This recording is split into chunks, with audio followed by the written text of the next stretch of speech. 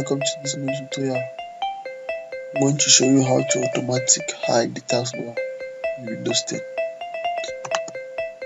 First of all, you should right click on the taskbar and choose taskbar settings.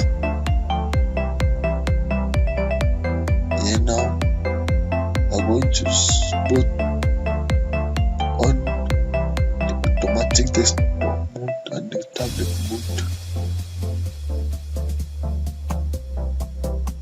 Okay, as you can see,